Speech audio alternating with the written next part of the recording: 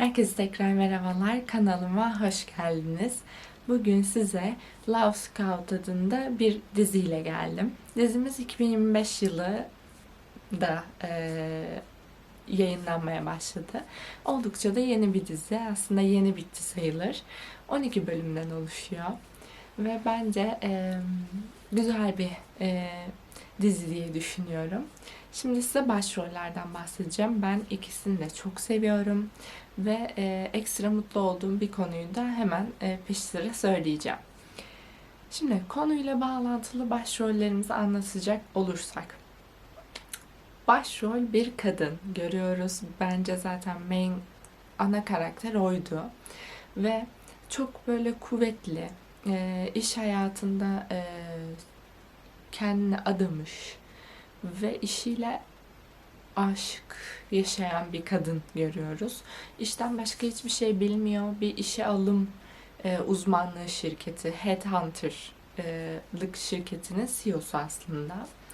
Ve biraz huysuz, insanlarla arası çok iyi olmayan, işkolik bir kadın görüyoruz. Ve bu karakterimizi Han Jimin adlı oyuncumuz canlandırıyor. Kendisini çok seviyorum ben. Bu kaçıncı dizisi bilmiyorum ama bence her dizisinde böyle farklı tonlarını gördüğümüz çok da tatlı bir şekilde canlandırmış karakterini diye düşünüyorum. Öteki yandan diziye onun sekreteri olarak katkıda bulunan bir karakterimiz var. Ve ben buradaki bu rol değişimini çok sevdim. CEO bir kadın ve sekreter bir erkeğimiz var. Genelde tam tersini görürken. Kendisi de patronunun tam zıttı ve çok sıcakkanlı, çok sevimli, insan dostu ve herkesin yardımına koşan, işi biraz daha geri planda tutan bir baba aslında. Yalnız bir baba bu arada. E, Onun diziye katkısı da çok büyük ve bu karakteri de Lee Jun-hyuk adlı oyuncumuz canlandırıyor. Tabii ki de ikisinin arasında daha sonra yaşanan bir aşk hikayesi göreceksiniz ama dizi bundan ibaret değil. Özellikle Headhunter'lık gibi böyle işte çok her saniyenin önemli olduğu ve insanların oradan buraya sürekli kapıştığı bir ortamda güzel bir hikaye işleniyor ve hikayenin biraz katmanları da var tabii ki.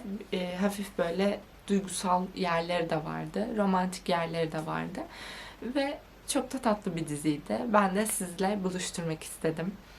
Bu iki zıt karakterimiz neler yaşıyor ve bu yaşadıkları şeyler onları nerelere getiriyor, götürüyor bunları göreceksiniz. Kısaca bu şekilde özetleyebiliriz diziyi. Şimdi sizi ben klibe uğurlayacağım. Yorum kısmında görüşelim.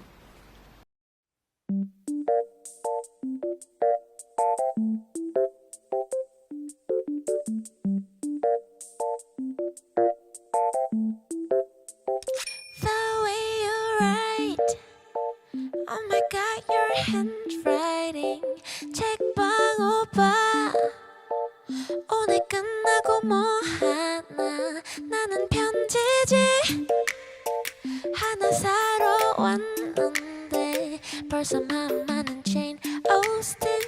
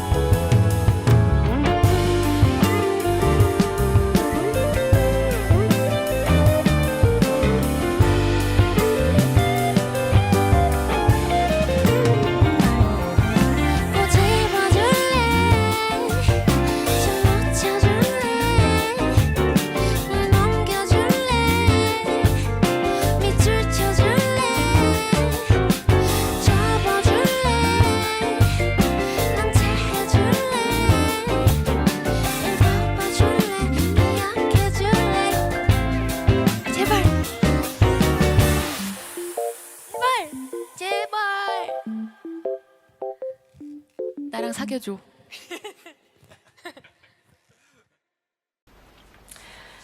Bu dizide dediğim gibi beni mutlu eden şey normların dışına çıkılmış olması. Genelde CEO'lar erkek oluyor. Bu Kore piyasasında da böyle, bizde de böyle. Ve kadın CEO pozisyonunda olanlar da nedense genelde işkolik ve başka hiçbir şey bilmiyormuş gibi resmediliyor. Ama burada karakterin katmanlarını görüyorsunuz. Aynı zamanda yalnız bir baba olarak mücadele veren bir karakterden bahsediyoruz. Bence o çok güzeldi. Kızıyla olan ilişkisi ve işine ara verip kızının psikolojisini toparlamak için uğraşması. Yani bir baba figürü olarak da çok güzel bir figür canlandırılmış dizide. Bir o kadar da böyle yalnız bir insana bir sıcaklık temas ettikten sonra ondan kopamamasını görüyorsunuz. Bu gerçekten de bence böyle. Gerçek hayatta da böyle. Ben oyuncularımızın uyumunu da çok beğendim.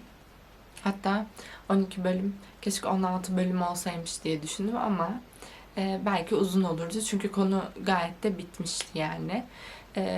Kendinin ikinci sil baştan başlayışını görüyorsunuz aslında. Karakterimiz çünkü ilk işinden haksız bir şekilde ayrılıyor. Çok başarılı olmasına rağmen sansasyonlardan dolayı ve işte patronu intihar ettiği için ve suçlanmış bir şekilde sıfırdan başlıyor. Kendi şirketini kuruyor ve yine bir darbe yiyor ve yine sıfırdan başlıyor. Aslında mesajı çok güzel. Baba figüründe de bunu görüyoruz. Yılmadığınız zaman, pes etmediğiniz zaman ve sıkı bir hayaliniz ya da bir hedefiniz varsa, bu bir insan ya da bir kariyer de olabilir. Nasıl tutunup nasıl savaş verdiğinizi ve bunun sonucunda gelenleri de görüyorsunuz. Şirketin içindeki diyaloglar da çok güzeldi. Bence 12 bölümde oldukça fazla yine tatlı mesaj içeren olaylar izlemiş olduk diye düşünüyorum. Her bölüm hemen hemen farklı bir şeye değinildiği için de sıkmıyor dizi sizi. Aşırı böyle romantik bir havası da yok. Her şey çok ayarında olmuş. Ben de böyle dünyamızın çok da dengeli olmadığı bir süreçte biraz daha dengeli olan bir dizi ile karşınıza çıkmak istedim. Umarım siz de beğenirsiniz. Yorumlarınızı her zamanki gibi aşağıya bekliyorum. Hepinizi seviyorum. Kendinize iyi bakın. Hoşça kalın.